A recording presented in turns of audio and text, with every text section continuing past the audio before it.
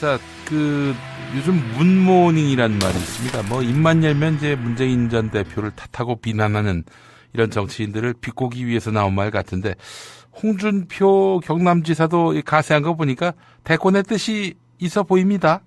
네, 그렇습니다. 홍준표 지사 워낙 트러블 메이커라 우리 현장 기자들도 홍준표가 뜨는 걸 이제 원치 않는다고 그래요. 저희 언니가 보고 있다고 얘기한 바가 있는데 예. 오늘 창원에서 임명진 비상대책위원장과 점심을 먹었어요. 점심 먹고 나와서 이제 기자들이 이제 물어봤습니다. 당신 지금 대법원 확정 판결이 남아있지 않냐. 그게 대선 출마에 걸림돌이 될 것 같은데 이렇게 질문하니까 홍준표 경남지사가 뭐라고 답을 했냐면 지금 민주당의 1등하는 후보는 자기 대장이 뇌물 먹고 자살한 사람이다. 이렇게 얘기를 했습니다. 그 뇌물 먹고 자살한 사람이라는 건 노무현 전 대통령을 얘기를 하는 것이고요. 그러면서 바로 옆에 있던 비서실장이 그 내용을 몰랐다면 깜이 안 된다. 그러니까 문재인 전 대표가 노무현 대통령의 비서실장, 측근 역할을 하면서 그런 사실을 몰랐던 사람이다. 그러니까 문제가 있다. 지금 이렇게 비판을 한 거죠. 예. 그러면서 안희정 충남지사를 겨냥해서도 2등하는 사람은 정치자금법 위반으로 실형을 살고 나온 사람이다. 이렇게 이른바 이제 모두 까기를 했습니다. 그러니까 예. 법률적인 문제, 당신 지금 기소된 상태이고 재판받지 않냐 이런 얘기를 하니까 그래 그러면 지금 뭐 잘 나가고 있는 친노는 과거에 어땠는데 뭐 이러면서 노무현 대통령의 서거를 막 이런 식으로 모욕을 한 것이고요. 그리고 안희정 지사의 옛날 불법 정치자금 수수 문제까지 이제 같이 끄집어낸 거죠. 그러면서 이런 얘기를 했습니다. 뭐 그런 사람들이 법률 시민 대법원에 계류 중인 내 사건을 가지고 나한테 시비를 걸 수 있겠냐. 내 사건은 법률적 쟁점이 하나도 없다. 택도 없는 질문이다. 이게 아주 그냥 기고만장했고요. 그러면서 이런 얘기도 했어요. 지금은 좌파 광풍 시대다. 여론조사는 광적인 지지계층만 대답하는 여론조사다. 지금의 여론조사가 무슨 의미가 있냐. 각 진영의 후보가 세팅된 뒤에 할 때 여론조사가 의미가 있다. 이렇게 주장을 했고요. 예. 대선 출마 여부를 물으니까 지금 대통령이 탄핵되냐 안 되냐 하는 국면인데 대선 이야기를 하는 것은 예의에 어긋난다고 했습니다. 그렇게 친박계한테 엄청나게 핍박받으면서 어렵게 정치를 했는데 지금 이 상황에서는 박근혜 대통령에 대한 이제 예의를 차린 거죠. 그래요. 약간 우리 홍준표 지사가 뭐 2심에서 무죄가 됐다고 갑자기 이렇게 뭐 대선 주자로 부상하는 것이 타당한지 전 좀 혼란스럽습니다만은 예. 뭐 약간 너무 주자가 없으니까 자유당에 예. 근데 홍준표로 될지는 모르겠습니다. 제가 개인적으로 최근에는 연락해본 지 오래됐는데 과거에 굉장히 친했었거든요. 예. 홍준표 경남도지사가 그분이랑 어떻게 친할 수 있어요? 이분이 또 사석에서는 재밌어요. 정치적으로는 한 번도 교집합이 없었지만 네. 사석에서도 재밌습니다. 네. 어머나. 사적으로 제가 의원님하고도 가까웠잖아요. 아니 그게 아니라 그분과 친한 분을 처음 봐서 그래요. 이분이 혼자 놀죠 보통. 네. 그래서 그분과 친하다는 분을 제가 지금 54년 평생에 처음 봐서 그래요. 저는 저 끝에서 저 반대쪽 끝까지 다 대부분 아는 사람과 친한 사람이 있습니다. 희한하게도. 대단하십니다. 네. 제가 여태까지 우리 당내에서도 그분과 친한 분을 못 봤는데. 이분이 이제 혼자 노는 분이죠. 네. 제가 이게 표준은 아닌데 이 단어보다 정확한 건 없어서 제가 처음 이분을 인터뷰하고 신문에다 이렇게 썼거든요. 독고다이 홍준표. 이렇게 썼어요. 그 이후로 이분의 별명이 됐는데. 많은 분들이 그렇게 생각하죠. 네. 네, 이렇게. 파도 없고요. 일종의 별명이 아일랜드예요, 저희는. 파도 없고요. 계보도 없고요. 혼자 계세요. 혼자. 그러니까 모든 사람을 공격하세요. 마음에 안 들면 막 공격하죠. 예. 마음에 안 드는 거는 하여튼 모든 사람이 마음에 안 드시나 봐요. 대부분 마음에 안 들어요. 본인을 제외한 모든 사람.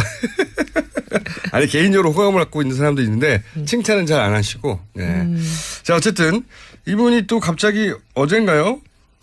이거 굉장히 심한 얘기를 했어요. 민주당 1등 후보 대장은 뇌물 묻고 자살한 사람이 노무현 전 대통령을 지칭한 거죠. 그리고 1등 후보는 이제 문재인 네. 전 대표를 지칭한 건데 이게 나가도 너무 많이 나간 표현이거든요. 아니 근데 뇌물을 먹고라는 거는 그래도 법조인 출신이고 검찰 출신이신데 검찰 수사 단계에서 종료가 됐기 때문에 기소도 안 됐고 확정 판결이 안 났는데 이렇게 뇌물 먹고라는 단정적인 표현을 쓰실 수 있는 거예요? 그것도 그렇지만 이게 사실관계를 떠나서 이거는 본인에게도 도움이 안 되고. 아니 본인은 어차피 소위 말하면 진보 진영은 지금 포기한 거 아니에요. 자기 늘 보면 갈라치기를 잘하시죠. 그 특기죠 이분이. 네. 네. 얻을 표만 확실히 없겠다. 난 태극기만 바라보면 된다. 이런 거 아닐까. 저희가 이제 홍준표 지사하고도 이제 인터뷰를 요청해서 이 문제에 대해서 언급은 하고 해명을 들을 생각이긴 한데 이 얘기를 들은 예를 들어서 바른정당이나 혹은 주변의 정치인들의 반응은 어때요? 저 사실 죄송한데요. 지금 처음 들었거든요. 근데 어쨌든 뭐 다른 의원들 얘기를 들어볼 시간은 없었지만 제가 이걸 지금 딱 보고 야 어떻게 사람이 이럴 수가 있나. 이건 인간적으로 너무한 거죠. 정치를 떠나서. 아니 그리고 이제 우리가 보면은 망자에 대해서는 어느 정도의 기본적인 예의를 지키잖아요. 도리와. 근데 이거는 설사 이게 사실이라 하더라도 저는 예의 어긋났다고 생각하고 그리고 첫째 사실도 아니잖아요. 지금 확정되지 않은 걸 이렇게 말씀하시면. 자, 그럼 또 이제 또. 그리고, 이분 또 막가네요. 홍준표 경남지사가, 노무현 전 대통령에게 사자 명예훼손에 가까운 막말을 쏟아냈습니다. 어제 경남 창원에서 임명진 자유한국당 비상대책위원장과 오창회동을 가진 뒤에요. 기자들이 대법원 재판을 앞둔 자신의 불법 정치자금 사건에 대해서 물으니까 이렇게 얘기를 했습니다. 지금 민주당 1등하는 후보는 자기 대장이 뇌물 먹고 자살한 사람이다. 바로 옆에 있던 비서실장이 그 내용을 몰랐다면 감이 안 된다. 이런 막말을 쏟아냈습니다. 민주당은 노이즈 마케팅에도 정도가 있는 법이다. 고인이 되신 노무현 전 대통령에 대한 최소한의 예의조차 잊은 홍 지사 막말에 할 말을 잊게 된다. 이렇게 비판을 했고요. 문재인 캠프 쪽은 대응할 가치도 없다면서 공식 논평을 내지 않았지만 문재인 캠프 쪽에서는 굉장한 불쾌감을 드러냈다고 합니다. 예, 정말 식빵 같은 막말이라고 생각을 합니다. 아주 얘기하다 보니까 톤이 좀 높아지네. 행감 뭐 가지고 오셨어요? 요즘 황교안 권한대행과 홍준표 경남지사의 보폭이 달라졌습니다. 달라졌어요. 대선 출마 선언을 한 건 아니지만 요즘 움직임이 심상치가 않은데요. 예. 드러내지는 않으면서도 더 은밀하게, 더 정교하게 대선 행보를 보이고 있습니다. 이 여권 잠룡 황교안과 홍준표의 움직임, 이 뉴스의 행간을 좀 살펴볼까 합니다. 황교안 총리 말할 것도 없고 홍준표 지사도 공식적으로 대권 선언한 거 아니죠? 네, 그렇죠. 아니에요. 네. 여권, 이른바 범여권의 주자는 한 10여 명 되나요? 10여 명 그렇죠. 정도 되죠. 네. 눈에 띄는 주자는 아직 사실은 없고. 그렇죠. 보통 범여권 하면 자유한국당하고 바른정당을 포함하는 개념이라고 생각하면 될 것 같은데요. 그렇죠. 방금 전에 말씀하셨던 것처럼 사실상 대선 출마 선언을 한 사람들이 이렇게 꼽으면 한 10명 정도는 될 것 같아요. 맞아요. 예. 김문수, 이인재, 남경필, 유승민 등등 해가지고 많은데요. 근데 문제는 후보들의 지지율이 오르지 않고 있다는 점입니다. 그렇죠. 그래서 굉장히 힘겨운 싸움을 하고 있는데요. 이런 상황에서 보수의 총아, 보수의 아이콘으로 황교안 권한대행이 팍 뜨면서 예. 지지율이 두 자릿수까지 지금 치고 올라간 상황이죠. 출마를 선언한 사람들 지지율이 미미한데 선언을 안 한 사람 지지율이 오르니까 이런. 안 한 정도가 아니라 대통령 권한대행인데 그렇죠. 이 정도 상황인데요. 또 2심에서 무죄 판결을 받아서 뒤늦게 합류한 홍준표 경남지사. 예. 요즘 급격히 지지율이 또 오르고 있는 게 보이잖아요. 눈에 띌 정도로. 그래서 두 사람의 행보가 보수층에게는 아주 큰 관심거리가 될 수밖에 없는 상황인 것 같습니다. 황교안과 홍준표가 움직인다. 움직임이 달라졌다. 이 뉴스의 행간 이면에 뭐가 깔려 있습니까? 첫 번째 행간은 강력한 반야당 무기를 사용하고 있다입니다. 반야당 무기라고요? 네. 황 권한대행, 홍 지사 모두 야당이 가장 싫어하는 거. 가장 치명적이라고 생각하는 것을 공격하면서 존재감을 키우고 있는 느낌인데요. 예를 들면요? 이 대표적인 게 황교안 권한대행의 특검 수사기한 연장 불승인입니다. 야권이 얼마나 분기탱천하고 있습니까? 예. 오죽하면 탄핵해야 한다 이런 말이 나올 정도 아니겠어요? 황교안 탄핵 얘기가 나올 정도. 네. 홍준표 지사는 사실 훨씬 더 심합니다. 예. 어제 기자들로부터 질문을 하나 받았어요. 어떤 질문이요? 대법원 확정 판결이 남아서 대선 출마에 걸림돌이 될 거라는 말이 있는데요. 사실은 지금 2심까지 끝난 거니까. 네. 여기에 대해서 어떻게 답을 했냐면요. 예. 지금 민주당 1등하는 후보는 자기 대장이 뇌물 먹고 자살한 사람이다. 자기 대장이 이거 다시 풀자면 그러니까 문재인 후보는 노무현 자기 전 대장인 노무현 전 대통령이 뇌물 먹고 자살한 사람이다. 예. 이런 발언을 한 거예요. 그렇죠.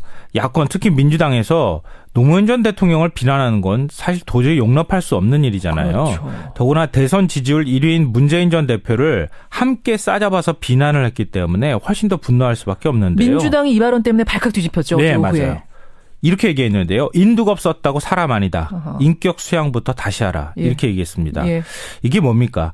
홍준표, 황교안 두 명 모두 특히 민주당을 치고 들어가면서 존재감을 높이고 보수 여권 지지층을 모으고 있는 중이다. 야당이 야권 지지자들이 제일 싫어하는 부분을 일부러 치고 들어가면서 오히려 자기층, 그렇죠. 콘크리트 지지층을 결집시키는 효과. 네, 자극하면서. 그렇군요. 이게 일종의 이제 작심한 노이즈 마케팅이라고 할 수 있다고 볼 수 있죠. 황교안, 홍준표 두 사람의 행보가 달라지고 있다. 두 번째 행간 뭡니까? 두 번째 행간은 정작 발톱은 숨기고 있다입니다.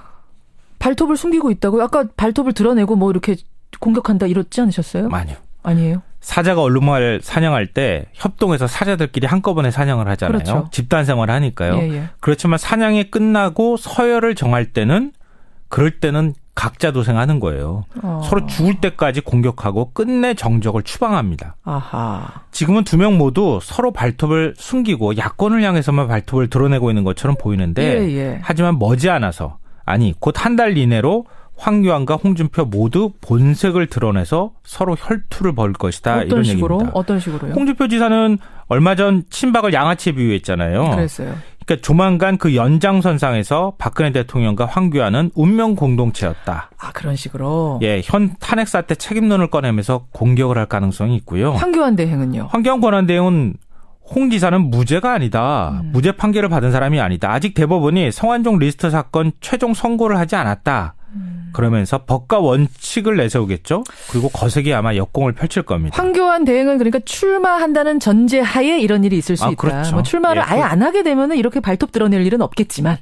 출마할 것 같아서 제가 말씀드리는 거예요. 할 것 같으세요? 네. 그러니까 제가 왜 발톱을 정작 숨기고 있다고 말씀드렸냐면 앞서도 말씀드렸던 것처럼 예. 밀림의 왕이 하나가 될 수밖에 없듯이 여권에도 후보는 하나일 수밖에 없다. 그렇기 때문에 서로가 서로를 공격할 수밖에 없다는 거죠. 움직임이 달라졌다. 황과 홍. 세 번째 행간 뭡니까?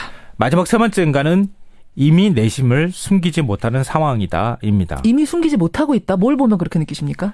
지금 별로 주목받지 못하고 있는 사실이지만 아주 흥미로운 일이 어제 있었습니다. 어떤 거요?